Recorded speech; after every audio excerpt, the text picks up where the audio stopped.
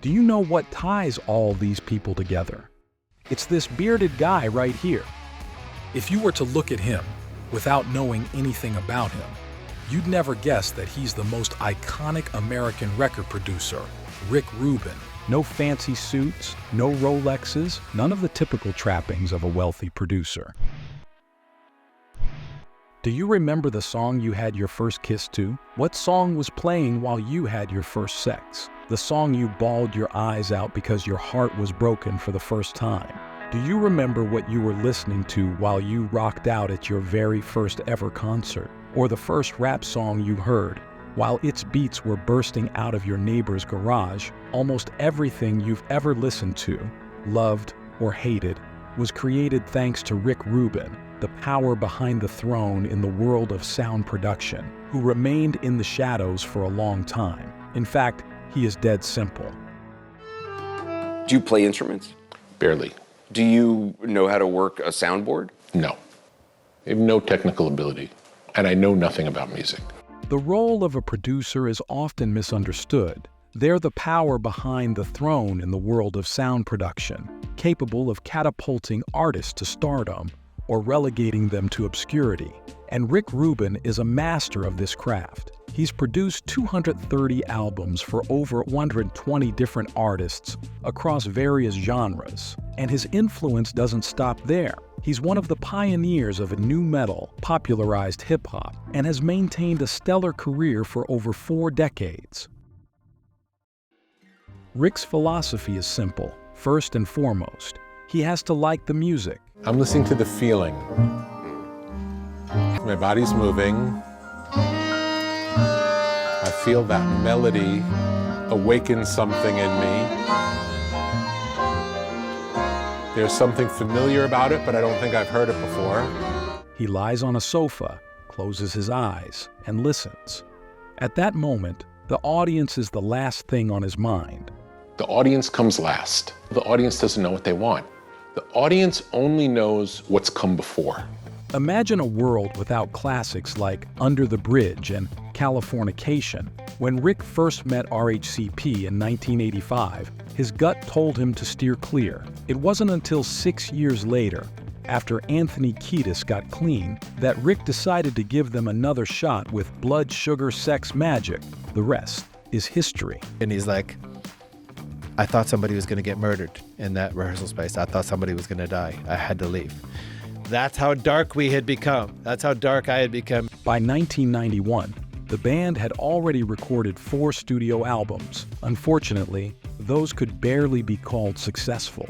Nevertheless, the Peppers had something special in them, which Rick got hooked on, so he gave them the second chance. Rick's independent thinking and fine production taste secured the RHCP the 3rd position in Billboard 200, critical acclaim, and international success. Rick has always had a knack for identifying something unique in each artist he works with, something that aligns with their own goals and beliefs. And that's why he's so successful.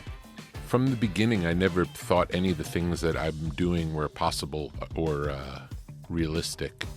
And I just did things out of the love. Before hip-hop was mainstream, Rick was already a fan. He was the first to blend rock and hip-hop, leading to the 1986 hit Walk This Way by Run DMC and Aerosmith. This not only revived Aerosmith's career, but also brought hip-hop into the mainstream. And the whole purpose of doing that was to demonstrate this is music. This is music, and this is, not only is it music, it's familiar music. The rock station playing a hip-hop record. Yeah. And I remember that there was this outrage from the audience, you know, take that garbage off. And then within a few days, it was the most requested song on the station. Not only Walk This Way breathed in the second life in Aerosmith, which at the moment ended up with having performances in some outback shitty clubs for cover bands. It brought back the original power and fame to the band. It was all because, as in 80s, 90s, and 2000s, Rick kept repeating to the artists he worked with. We really are talking about magic. We're talking about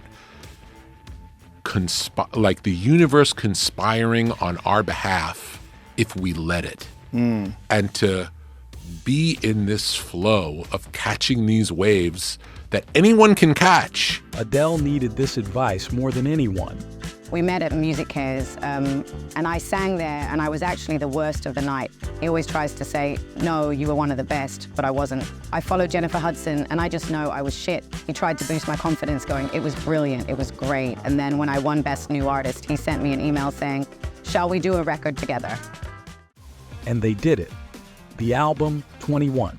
It includes 12 extremely honest songs about her and every other person on planet Earth who had their heart broken. Don't want to deep dive into the feelings. There are some numbers then. Adele is another artist who benefited from Rick's wisdom. Her album 21 features 12 deeply personal songs that resonated with millions. The album was a commercial and critical success, topping charts worldwide. It was the top-selling album in the world in 2011 at more than 7 million copies. More of the philosophy and magic coming up. In his book, The Creative Act, A Way of Being, Rick says, listen to your intuition. This is a wise entity inside you, which tells you what to do, even if you don't know for sure yet why you need to do it. That is how the idea to resurrect the American country legend Johnny Cash from musical oblivion came to life. Neither Johnny nor Rick knew why it had to be him specifically. It just seemed like the world had passed him by, and he believed the world had passed them by. It was a pure experiment, and it was very successful. The album American Recordings and the song Hurt specifically have become one of the main works of the musician. Later, Rick and him made 7 more albums together, and Johnny got 5 Grammy Awards. Isn't it magic? Rick's philosophy extends beyond music. He believes that everyone has an inner artist, and living as an artist is a unique way of engaging with the world. This involves mindfulness and a deep connection with the universe. The best artists are the ones who have the best antenna for this material. Have you ever had that experience where you have an idea for something and you don't do it, and then 6 months later you see that someone else has done it? It's not because they took your idea, it's that it's time for that. And you can act on it or not. Neil Young is one artist who embodies Rick's philosophy. He would whistle melodies on his way to Colorado, record them on his flip phone, and later turn them into songs, all done in just 2 days without a single edit. He essentially channeled them. They just happened. In order to hear this world better, you have to meditate. Rick began doing it at 14 in order to get rid of pain in his back. But soon, transcendental meditation opened some other truths to this guy. It clears the distractions. So the distractions can get in the way with a direct connection to the creative force. If you're feeling creatively stuck, Rick recommends changing your environment. Well, Trent Reznor took this advice and rented a house in Big Sur. The results were transformative. He went inside of himself and then started, I believe, drinking and kind of went stir crazy. While for Trent, things ended up not the way he expected, it is hard to argue the fact that nature has a unique ability to reveal the true you and lead you to new knowledge. It's still up to you what you would do with yourself. Has Rick ever failed? By his own definition, no. He views failures as valuable experiences and has no regrets. I have had a remarkable run. It's been pretty amazing. I have gone through patches where I'm colder. It's a normal sort of cycle, but it's unusual to have worked for so long and have had so many great, unbelievable successes. It's hard to believe. It would be fair to mention, though, that there actually were musicians who were unsatisfied working with Rick. Among them are Slipknot's frontman, Corey Taylor, and Red Hot Chili Peppers' ex-guitarist, Josh Klinghoffer. Both of them had beef with Rick due to poor production process, too much of his presence or absence in the studio when Rick was actually needed, poor sounding vocals, and basically just everything and anything. He told me once, I just want to help the songs be the best they can be. I should have said, well, then get your driver to come and get you. But the numbers and the ratings of both bands' albums produced by Rick's spoke for themselves. They were successful. All the musicians' claims looked quite ridiculous. Corey Taylor later even decided to take his words back. He said the reason for his poor vocals was drugs and alcohol abuse, and Rick had nothing to do with it. My aim is not to have my presence felt. So what are you being paid for? The confidence that I have in my taste and my ability to express what I feel has proven helpful for artists. Rick's confidence has always been evident. At just 21, he borrowed $5,000 from his parents to start a record studio, and he's never looked back. Def Jam started out as a company in my dorm room. We started about a year ago. We made good records. We just got a label deal with CBS, Columbia Records, actually, for a whole lot of money. Do you think he knew something about it at the time? I didn't know anything about the music business. I didn't know anything about contracts. I didn't really know what a producer did. I just felt like it was possible to make a record that felt more like what the club felt like. All the fateful events took place in a student dorm room. It's going to be the DJ booth, drum machine, pre-production music area. I had all my meetings at the dorm room. I met with Run DMC at the dorm room. I met with everybody at the dorm room. It feels about as I remember it. And that's when contracts appeared and the real work started. This was Def Jam's distribution center, and we'd have, just boxes to the ceiling of records that would get shipped out all over the country. It was Rick's aunt in Manhattan who first nurtured his love for creativity and music. As a teenager, she exposed him to operas, art exhibitions, concerts, and other cultural events.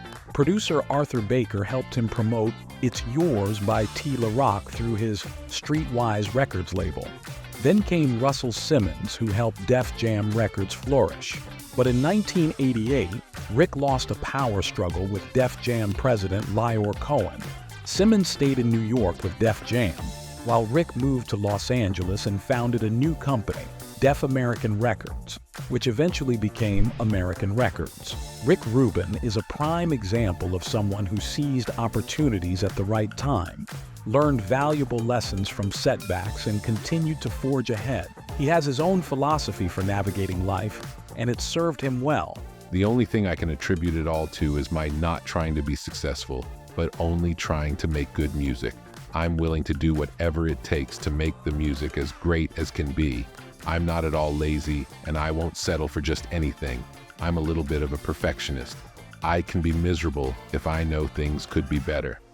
Whether intentionally or not, by working with troubled musicians, Rick has become a sort of tuning fork, helping artists find their true sound. It's so captivating that even interviewers find themselves sharing personal experiences, hoping to gain insights from Rick. As interviews with him progress, the questions start containing more of the interviewer's personal information and personal experiences in order to hear Rick's opinion on them, as if they want Rick to direct them, tune them in as well. So, what about Rick Rubin himself? He's more than willing to help others. Living by his own philosophy, the 60-year-old producer has achieved all he ever wanted: a fulfilling career, a beautiful 30-year-old wife, a 6-year-old son, luxurious properties, and a harmonious relationship with the universe.